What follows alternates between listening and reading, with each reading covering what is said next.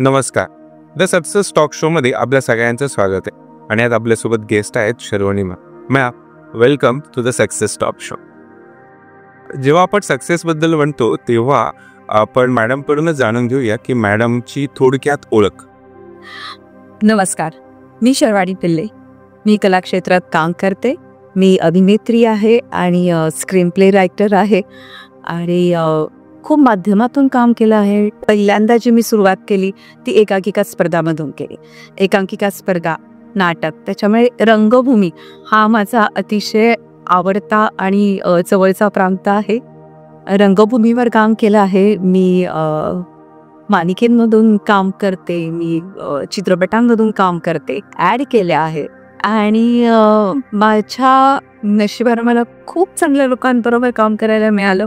खूप चांगल्या मालिका करायला मिळाल्या. अवंतिकासारखी मालिका करायला मिळाली जेव्हा मी नवे होते. ती मालिका जवळपास महाराष्ट्रातील सर्व मराठी जनतेवर असं राज्य करत होती असं म्हणायला हरकत नाही. अरे अजूनही जर का मला कोणी सानिका म्हणून हाक मारत असेल तर तुम्ही विचार करा की ती प्रेक्षकांच्या किती म्हणजे वनामध्ये हुजते बी आहे. तर वाटलं नव्हतं की लोकांना ती इतकी आवडेल. म्हणजे इतकं लोकांनी डोक्यावर घेतलं होतं की कुठेही गेल्यावरती ते सतत विचार, म्हणजे जेव्हा मालिकेला एक आयुष्य असतं ते संपते मालिका काही महिन्यांनंतर किंवा वर्षानंतर, तर लोक सतत विचारायचे की तुम्ही का बंद केली, तुम्ही का बंद केली. आम्हाला खूप छान वाटायचं. आम्ही कुठून बाहेरून आल्यावरती आम्ही ती मालिका पाहायचो. आमचं स्ट्रेस बस्टर होतं. हे ऐकून इतकं छान वाटतं ना की अशा खूप चांगल्या चांगल्या ह्या अर्थार्थीर अशा अनेक मालिकामध्ये काम करायची मला संधी मिळाली. तर मी म्हणजे खूप खूप आभार मानते माझ्या क्षेत्राचे. तसंच सिनेमांमधून काम करायला मिळालं. जोगवासारखा एक विषय प्रेक्षकांसमोर मांडता आला, म्हणजे त्याच्यामध्ये माझं एक योगदान होतं. पिंक कोस्ट ही बॉकू काळेंच्या बदली कथेवरती आम्ही तो सिनेमा केला होता. कथा विस्तार काळामध्ये वगैरे तर असतात.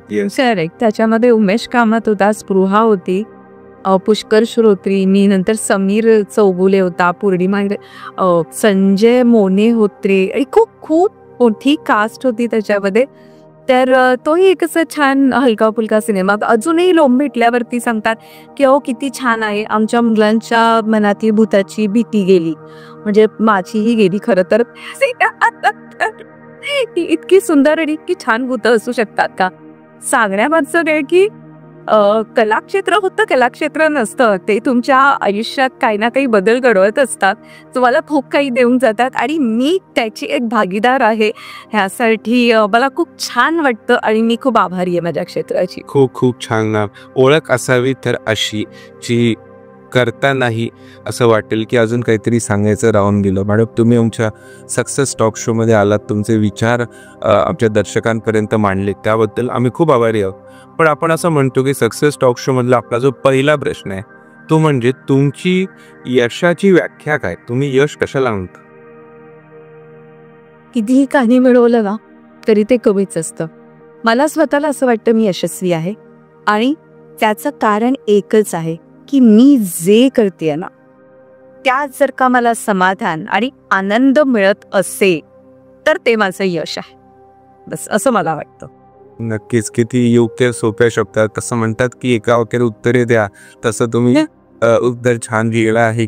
आणि जेव्हा आपण म्हणतो यश, यशस्वी होणे, आपण स्वतः यशस्वी असणे, तर या सगळ्या गोष्टींसाठी ना आपल्याला काहीतरी असं out of the box thinking करावं लागतं किंवा आपल्याला असे काही स्टेप्स घ्यावे लागतात ज्यामुळे आपण आपल्या कम्फर्ट झोनच्या बाहेर येतो आणि काम करतो.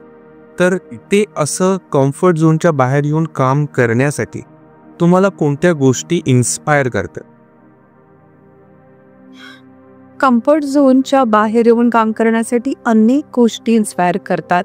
की जसं मी कोणाला स्टेजवर काम करताना पाहिलं की तेव्हा नाही, अजूनही या क्षणालाही त्यांना जेव्हा मी काम करताना पाहते तेव्हा मला ते इतके इन्स्पायर करतात की मला असं वाटतं अरे आपण हे करायला हवं, आपण हे कॅरेक्टर प्ले करायला हवं होतं, किंवा आत्ता ह्या क्षणी मी तिथे असायला हवं होतं. म्हणजे एक काळ असा होता की मी एकांकिका स्पर्धेतून काम करायचे आणि दिग्गज परीक्षण करायचे. नंतर त्या सगळ्या दिग्गजांबरोबर आम्ही काम केलं तर ते फार सुंदर अनुभव आहे खरं तर. आता असं होतं की का म्हणजे आम्ही परीक्षक म्हणून बसतो आणि तिथे की नवीन पिढी छान काम करत असते, तर ते पण इतके इन्स्पायर करतात ना मला, की मला असं वाटतं अरे किती सुंदर एकांकिका होती, असं आपण काहीतरी करायला पाहिजे. आत्ताचा विषय घेऊन आपल्यासाठी जर का काही प्रोजेक्ट असेल तर आपण यात का नाही आहोत, असं काहीतरी होऊन जायला पाहिजे आपल्या हातनं. तर अशा अनेक गोष्टी आहेत. म्हणजे हे तर मी फक्त स्टेजबद्दलच म्हणते, पण इन्स्पिरेशनल तर अनेक लेखक आहेत की त्यांच्या कथा वाचल्यानंतर इन्स्पिरेशन मिळतं. मी फक्त आता अभिनेत्री म्हणून बोलते ना ह्या बाबतीत, नक्की किती सुंदर सुंदर कॅरेक्टर्स त्यांनी ठेवली आहेत आणि खरंच असं वाटतं अरे ह्यातलं आपल्याला काहीतरी करायला मिळेल. किंवा त्यांच्या कथा वाचताना काही इमोशन्स येऊन जातात, काही प्रसंग आपण अनुभवतो. वाचन करताना आपण ते अनुभवत असतो, आपल्या डोळ्यासमोर ते सगळं असं जात असतं चित्र. तर त्या वेळेस इतक्या गोष्टी अनुभवल्या असतात की मी नक्की सांगते की ते इन्स्पिरेशनल एवढ्यासाठीच आहे की ते आम्हाला परफॉर्म करताना उपयोगी पडत.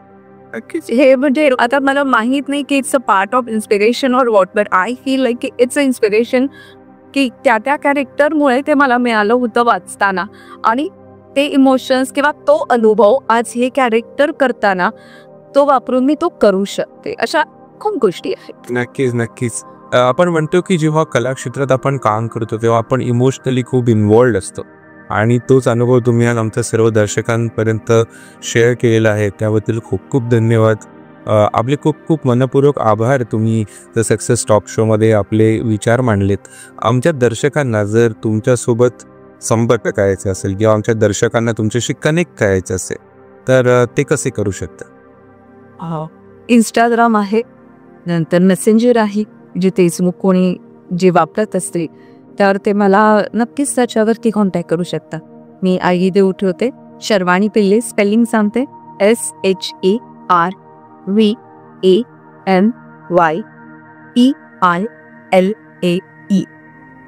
नक्कीच. सो थँक्यू सो मच की तुम्ही आमच्या द सक्सेस टॉक शोवर आलात, तुमचे विचार मांडलेत, त्याबद्दल खूप खूप धन्यवाद.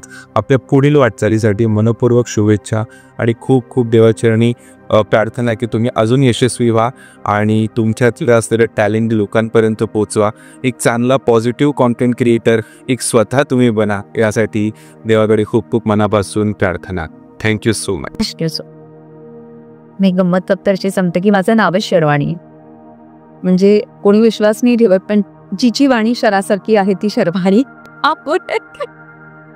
मला असं होतं की खरं बोललं जातं, तो एक चांगला गुण वाईट गुण व्हायचे. मला खरंच खूप चांगला अनुभव आला.